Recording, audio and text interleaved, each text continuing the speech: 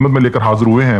Hulagu खां तारीख का एक ऐसा किरदार था जिसके नाम से आज भी इंसानियत कांप उठती है। ये वाक़या मैदान जंग से मुतल्लिक है और इस वाक़े को पीर नसीरुद्दीन नसीर भी बेशतर मौक़ों पर बयान कर चुके हैं। दोस्तों, पीर नसीरुद्दीन नसीर बयान करते हैं कि हलाकू खान अपने घोड़े पर शान से बैठा हुआ था। चारों तरफ ततारी अफवाज की सफ़े खड़ी थी। सबसे आगे हलाकू खां का घोड़ा खड़ा था। हलाकू खां के सामने 3 सफ़े खड़ी की गई थी जिसको आज हलाकू खां ने कत्ल करना था। इनके सर कलम कर दो, हलाकू खान ने गर्ज कर कहा और जल्लाद लोगों के सर काटने शुरू हो गए। पहली साफ में एक की गर्दन गई, दूसरे की गई, तीसरे की गई और फिर चौथे की। पहली साफ में एक बूढ़ा गरीब खड़ा था और मौत के डर की वजह से दूसरी साफ में चला गया। पहली साफ का मुकम्मल सफाया हो गया। हलाकू खां की नजरों ने इस बूढ़े को देख लिया था कि वो मौत के खौफ से अपनी पहली सफ छोड़कर दूसरी सफ में चला गया था। हलाकू खां घोड़े पे बैठा हुआ हाथ में लीमू लिए उछाल कर इससे खेल रहा था और लोगों के कत्ल का मंजर देखकर इस खेल से लुत्फ अंदोज हो रहा था। नाजरीन, जल्लादों ने दूसरी सफ पे तलवार के वार शुरू किए। गर्दनें आन की आन में गिरने लगीं।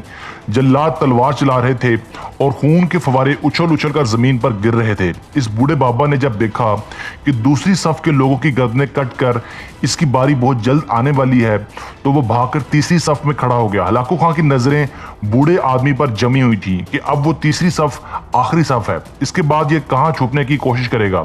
इस बेवकूफ को मेरी तलवार से कौन बचा सकता है। 100 इंसान मार दिए तो ये कब तक बचेगा। तीसरी सफ पे जल्लादों की तलवार बिजली बनकर गिर रही थी। हलाकू खां की नजरें मुसलसल इस बूढ़े पे थी कि वो कैसे बेचैन होकर मौत की वजह से बेकरार है। दोस्तों, तीसरे सफ के इंसानों की गर्दनें गिर रही थी। जल्लाद बिजली की तेजी से इस बूढ़े बाबा को पहुंचा तो हलाकू खां की आवाज गरजी, रुक जाओ, इसको अभी कुछ ना कहो। बाबा बताओ, पहली सफ से तुम दूसरी सफ में भाग आए, जब वो खत्म हुई तो तुम तीसरी सफ में भाग आए। बाबा अब बताओ, पीछे तो कोई और सफ भी नहीं है, अब कहां जाओगे।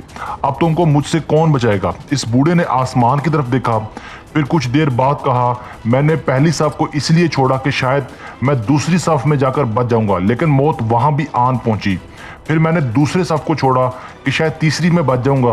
हलाकू ने लीमू को हाथ में उछालते हुए कहा, बाबा कैसी खाम ख्याली है, ये कैसी बहकी बहकी बातें कर रहे हो। बाबा, मेरी तलवार से कोई भी नहीं बच सकता। इस बूढ़े ने कहा, वो ऊपर वाली जात अगर चाहे तो एक लम्हे में इनकलाब आ सकता है और मुझे बचा सकता है। कैसे बचा सकता है। हलाकू खान ने इतने जोश में कहा कि इसके हाथ से लींबू नीचे गिर गया। दोस्तों, हलाकू खान चाबक दस्त, होशियार, जंगजू और चालाक किस्म का इंसान था। हलाकू खान घोड़े के ऊपर बैठते हुए गिरते हुए लीमू के लिए खुद को झुकाया ताकि जमीन पर गिरने से पहले ही वो लीमू को पकड़ सके।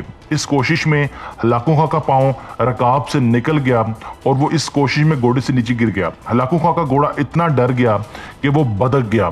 हलाकू खां खुद को बचाने की कोशिश करता रहा। लश्कर भी हरकत में आ गया, लेकिन घोड़ा इतना बदक गया था कि इसने हलाकू खां को पत्थरों में घसीट घसीट कर इसका सर पत्थरों से पटक पटक कर इसको मार डाला।